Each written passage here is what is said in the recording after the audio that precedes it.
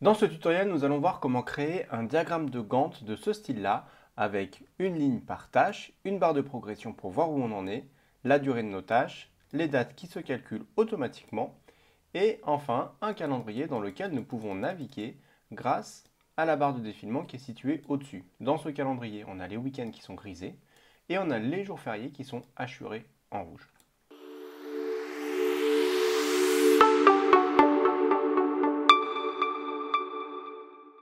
Pour ça, on va avoir besoin d'un fichier Excel avec un onglet Gantt qui est vierge, c'est l'onglet dans lequel nous allons créer le diagramme de Gantt, et un deuxième onglet où j'ai déjà inséré la liste des jours fériés de l'année 2021.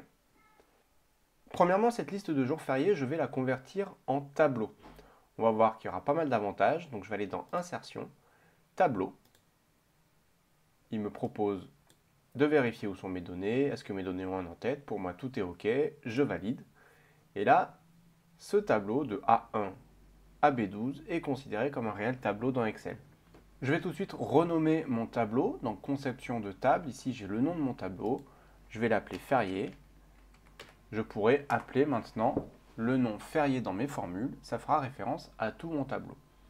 L'avantage, c'est que si jamais je décide d'ajouter les jours fériés de l'année 2022, 1er janvier 2022, le tableau s'agrandit et quand j'appelle le nom férié, c'est le nom de mon tableau, maintenant je vais jusqu'en ligne 13.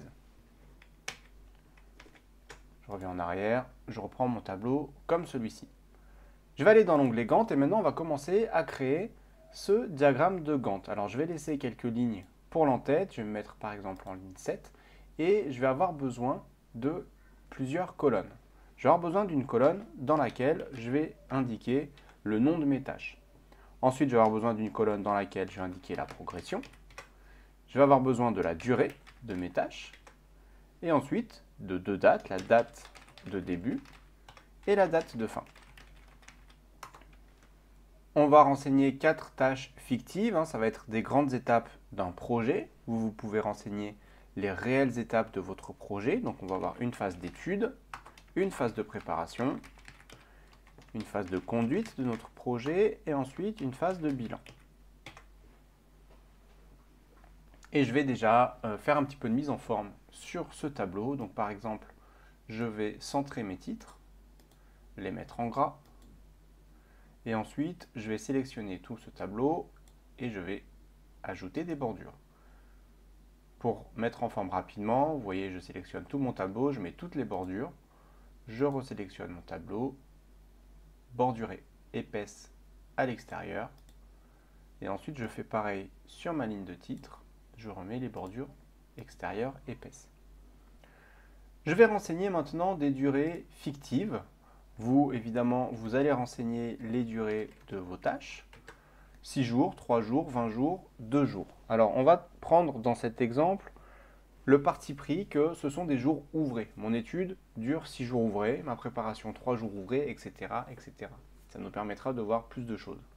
Dans un premier temps, ce que je vais faire, c'est rajouter une unité à mes jours. Ici, 6, je voudrais que ce soit écrit 6 jours, 3 jours, 20 jours, 2 jours, etc. Pour faire ça, je sélectionne mes données. Et ici, vous voyez dans le menu Accueil, dans le groupe Nombre, vous allez pouvoir définir le format de votre nombre. On va faire un format personnalisé, donc je vais cliquer sur la petite flèche. Pour ouvrir la boîte de dialogue Format de cellule, je vais aller tout en bas dans Personnaliser. Et ici, je vais écrire dans Type, à la place de standard, 0 pour dire que je veux au moins un nombre. Et tout de suite après, je vais mettre un guillemet, espace, jour. C'est mon unité. Je ferme le guillemet. Donc 0, guillemet, espace, jour, guillemet. C'est le code format qui va me permettre d'ajouter l'unité jour. Et si je retourne dans ma formule ici, vous voyez que ce qui est saisi, c'est 3. Donc je vais quand même pouvoir faire des calculs sur ce nombre. Je vais avoir besoin, pour calculer mes dates, de la date de début de mon projet. Donc je vais mettre juste au-dessus, date de début, pour calculer le début de mon projet.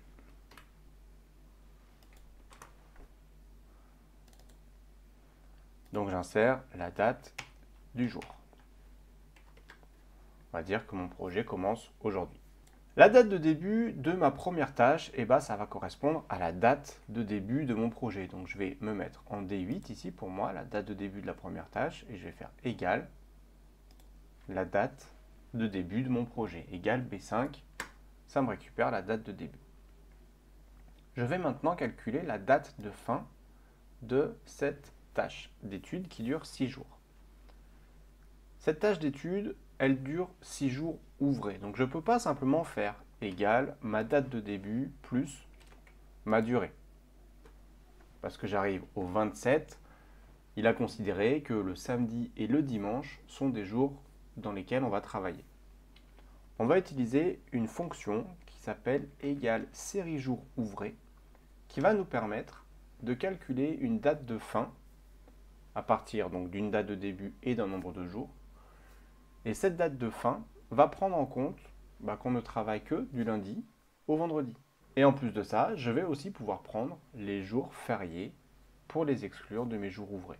Cette fonction série jours ouvrés, elle considère donc que nos week-ends sont le samedi-dimanche. Si jamais vous êtes dans un secteur un petit peu particulier ou alors que vous n'avez comme jour férié que le dimanche, vous pouvez utiliser à la place série jours ouvrés un tel pour définir les week-ends. Nombre jour week-end, ça vous permettra de définir les week-ends. Nous, on va rester sur série jours ouvrés, donc on va considérer comme date de départ la date de début de la tâche. Le nombre de jours, ça va être le nombre de jours de notre tâche. Et les jours fériés, je vais aller sélectionner dans mon tableau la liste des jours fériés. Et donc vous voyez que la plage B2, B12 qui contient la liste de jours fériés a été remplacée dans ma formule par férié, c'est le nom de mon tableau, crochet, date, c'est le nom de la colonne. Donc quand mon tableau sera agrandi, ma formule prendra bien en compte tous les jours fériés. Je valide et il m'amène au 29 septembre. Alors cette formule elle n'est pas exacte parce que regardez ce qui se passe si je mets comme durée un jour. J'ai une date de début le 21 et une date de fin le 22. Mais si ma tâche dure un jour, en fait la date de début et la date de fin devraient être toutes les deux le 21 septembre. Le 21 matin et on termine le 21 au soir. Donc quand on travaille sur les dates, il faut vérifier ça parce que des fois, on a un décalage d'un jour. Certaines fonctions vont ajouter le nombre de jours qu'on lui dit. Donc j'ajoute un jour au 21 septembre, j'arrive bien au 22. Mais moi, je veux que le 21 soit considéré comme une journée où je travaille. Donc dans mon nombre de jours, je vais prendre ma durée, moins 1. Série jours ouvrés. La date de départ, c'est la date de début de ma tâche. Le nombre de jours, c'est la durée de ma tâche, moins 1. Et j'ai ma liste de jours fériés. Je valide. Et vous voyez, si une tâche dure un jour, j'ai bien le début le 21 septembre, la fin le 21 septembre. Si ma tâche dure 6 jours, je commence le 21 et je termine le 28. Cette fonction, c'est la même pour toutes mes tâches, donc je vais pouvoir la tirer vers le bas. Et petite astuce, quand vous tirez vers le bas pour ne pas casser la mise en forme, vous pouvez cliquer sur les options qui sont en bas à droite, recopier les valeurs sans la mise en forme. Et là, je vais simplement réappliquer un format date. Pour l'instant, ces dates ne veulent rien dire, simplement parce que je n'ai pas de date de début. La date de début de ma deuxième tâche, ça va être le jour ouvré suivant la date de fin de la première tâche. Ma première tâche, elle commence le 21 septembre, elle se termine le 28. La préparation, qui est ma deuxième tâche, commencera le jour ouvré suivant. Donc je ne vais pas simplement faire la date de fin plus 1, parce que si ma date de fin tombe un vendredi, je veux sauter le week-end pour arriver sur le lundi d'après. Donc je vais de nouveau utiliser la fonction série jours ouvrés. Ma date de départ, c'est la date de fin de la tâche précédente. Le nombre de jours, c'est 1, je veux décaler de 1 jour. Et mes jours fériés, je vais à nouveau reprendre ma liste de jours fériés. Il faut que simplement je le remette en format date. Et je peux tirer ça vers le bas. Je remets encore une fois en format date pour bien avoir toute la mise en forme. Mes dates de début et mes dates de fin sont bien calculées. Avant de créer le calendrier pour créer le diagramme de Gantt, on va s'occuper de cette colonne de progression. Je vais mettre des données aléatoires pour notre exemple, vous allez mettre un pourcentage entre 0 et 1. Donc moi, je vais simplement faire un aléa qui me calcule aléatoirement un nombre entre 0 et 1. Je le mets en pourcentage et je recolle en valeur pour qu'on ait des valeurs entre 0% et 100%. Pour que ce soit un petit peu plus sympa et un petit peu plus visuel, ce qu'on va faire, c'est qu'on va sélectionner ces pourcentages, qui vous seront des pourcentages que vous allez pouvoir mettre à jour chaque jour. Et je vais faire un petit peu de mise en forme conditionnelle. Dans l'onglet Accueil, mise en forme conditionnelle, et ici je peux générer une barre de données. Alors vous choisissez le style que vous voulez, je vais prendre par exemple ce vert. Et là par défaut, la valeur la plus grande, pour moi 88%, est remplie jusqu'à 100% de la cellule. Moi l'idée ce serait que le 50% remplisse ma cellule à moitié et le 88% remplisse ma cellule à 88%. Je vais devoir modifier un tout petit peu ma mise en forme qui a été créée. Donc je resélectionne mes données, je retourne dans mise en forme conditionnelle, gérer les règles. Et ici, je vais sélectionner ma règle, modifier la règle pour avoir des options. Et vous voyez, je vais pouvoir sélectionner le minimum. Je veux que mon minimum soit un nombre 0. Mon maximum aussi un nombre 1 pour 100%, c'est égal à 1. Après, vous avez des possibilités diverses, remplissage uni ou faire un dégradé, etc. Et une option qui va être intéressante, je vais afficher uniquement la barre. C'est-à-dire que le pourcentage, comme ça, va disparaître. Je valide. Je valide. Et là, vous voyez, j'ai maintenant plus que la barre qui apparaît. Derrière, j'ai toujours mon pourcentage, mais si je mets maintenant 100%, la barre est remplie entièrement. Si je mets 50%, la barre est remplie à 50%, 28, etc., etc. Il nous manque maintenant à créer notre calendrier. Je vais dézoomer un petit peu. Le calendrier, vous l'avez vu dans ce que je vous avais montré, c'est un calendrier dynamique qui bougeait grâce à une barre de défilement. Pour faire ça, on va avoir besoin de l'onglet développeur que j'ai ici. Alors si vous n'avez pas cet onglet développeur, vous allez pouvoir le rajouter assez facilement en faisant un clic droit sur le ruban, par exemple ici sur Accueil, personnaliser le ruban. Vous arrivez dans les options d'Excel, directement dans personnaliser le ruban. Et ici, à droite, vous allez pouvoir cocher l'onglet développeur. Moi, il était déjà coché, donc je le recoche. Vous le cochez, vous validez, l'onglet développeur apparaît. Cet onglet, il va nous servir principalement à interagir avec les macros d'Excel. Mais nous, on va s'en servir pour insérer ici notre barre de défilement. Ici, j'ai barre de défilement. Alors, vous prenez bien dans contrôle de formulaire et pas dans contrôle active X.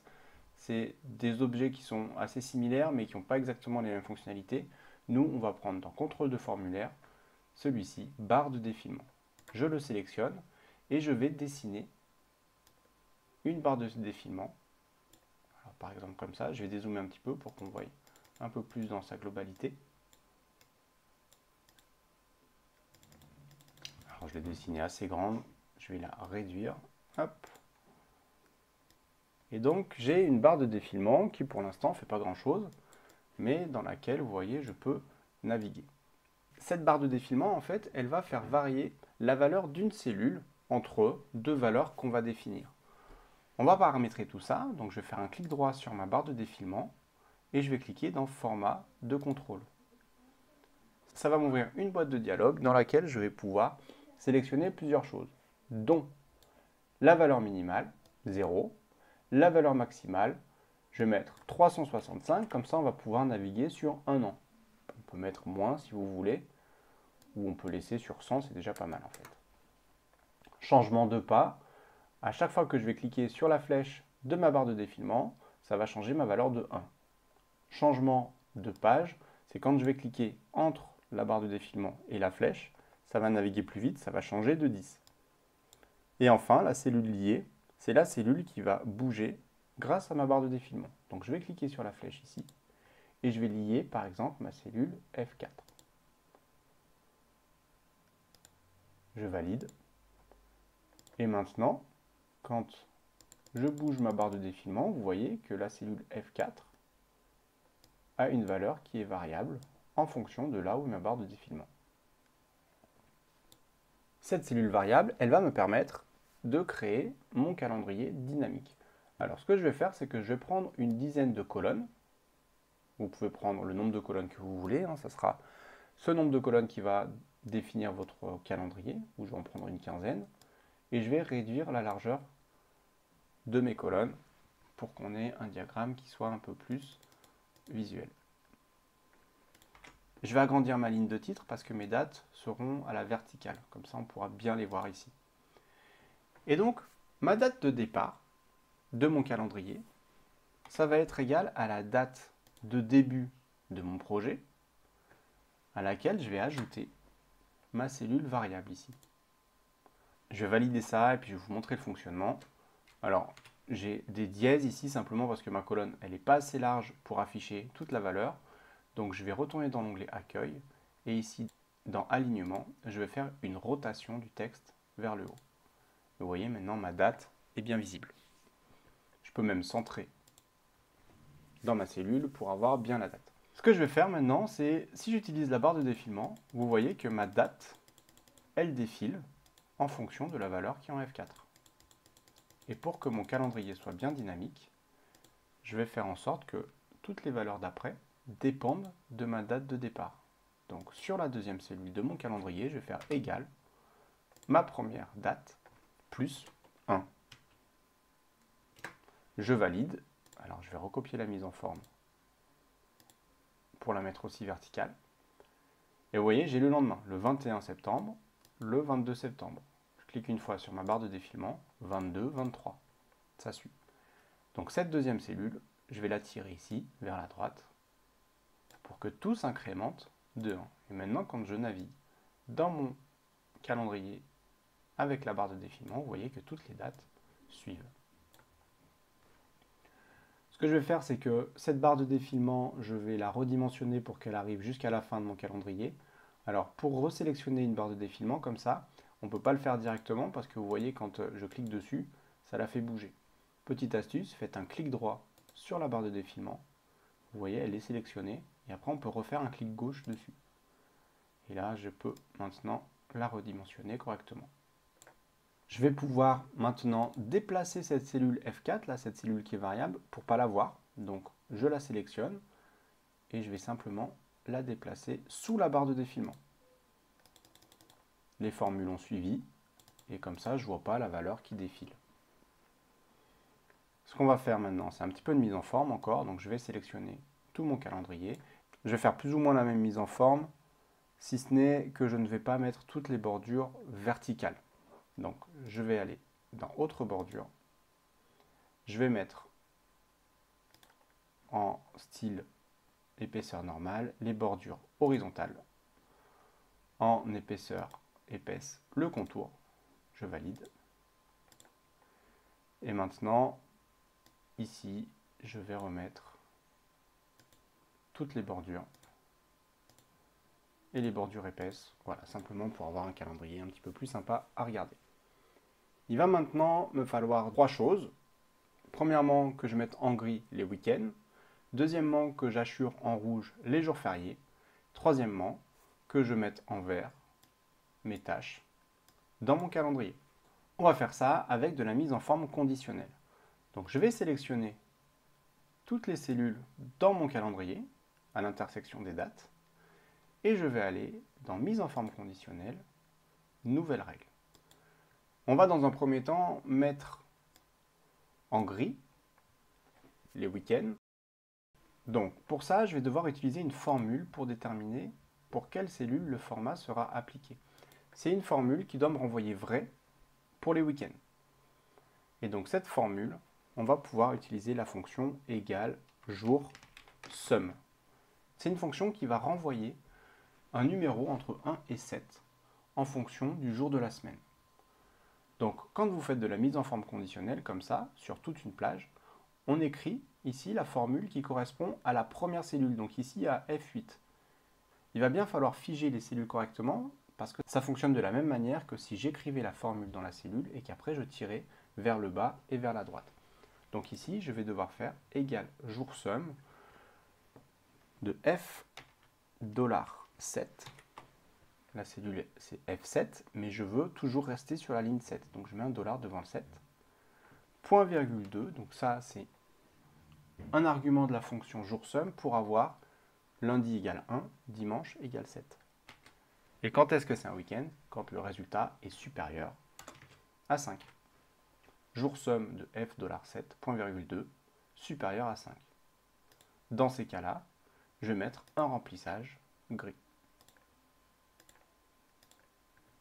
Et là, vous voyez que le 25 et le 26 septembre sont grisés. Je regarde dans mon calendrier, 25-26 septembre, ce sont bien des jours de week-end. Quand je change mon calendrier, vous voyez que les week-ends se décalent. Je vais faire la même chose maintenant pour ma liste de jours fériés ici. Alors, le prochain jour férié, c'est le 1er novembre. On veut que le 1er novembre soit hachuré en rouge. Pour ça, je vais simplement compter combien de fois apparaissent ma date dans cette liste-là. Donc, je vais resélectionner mon calendrier. Je vais de nouveau faire une nouvelle règle. Et ma formule, ça va être égal nb.si. Je vais compter dans ma plage des jours fériés. Je vais compter combien j'ai deux fois F $7, ma date sur laquelle je travaille. Si c'est supérieur à 0, ça veut dire que la date est dans cette liste-là. Alors vous voyez ici, il m'a bien mis B2, B12, je pourrais utiliser le nom férié, crochet, date. Ça marcherait aussi. Je vais laisser ça comme ça pour l'instant. Et ce que je veux faire, moi, c'est, pour l'instant, je veux hachurer en rouge. Je valide. Et si je vais au 1er novembre, vous voyez qu'il est bien hachuré en rouge. Dernière étape, je vais vouloir que mes jours sur lesquels on va travailler pour cette tâche soient en vert. Donc je vais de nouveau sélectionner mon calendrier, mise en forme conditionnelle, nouvelle règle, encore une formule. Et ici, j'ai deux conditions. Je veux que ma date en F7, elle soit supérieure ou égale à la date de début et inférieure ou égale à la date de fin. Donc pour ça, je vais utiliser la fonction égale et parenthèse. Mon premier test, c'est que F $7 soit supérieur ou égal à la date de début qui est en D8. Ce coup-ci, je vais bloquer le D pour que quand je décale ma formule vers la droite, je sois toujours en D. $D8. Point virgule, je veux aussi que F7, F $7 soit inférieur ou égal à E8. $E8. Je vais aller dans Format, je vais sélectionner un vert, je valide. Et ici, vous voyez que ma première tâche, elle dure du 21 au 28, ma deuxième du 29 au 1er. Ensuite, j'ai un week-end où il n'y a pas de tâche. La troisième tâche, elle commence le 4, elle dure 20 jours, jusqu'au 29. Et la dernière tâche qui dure 2 jours, du 2 au 3. Et je peux naviguer comme ça dans mon calendrier avec la barre de défilement. Voilà, j'espère que ce tuto vous aura plu, surtout qu'il vous sera utile. N'hésitez pas à utiliser l'espace commentaire pour me faire part de vos suggestions pour de prochains tutos ou de vos questions. Je vous souhaite une bonne fin de journée et je vous dis à très bientôt pour un nouveau tuto.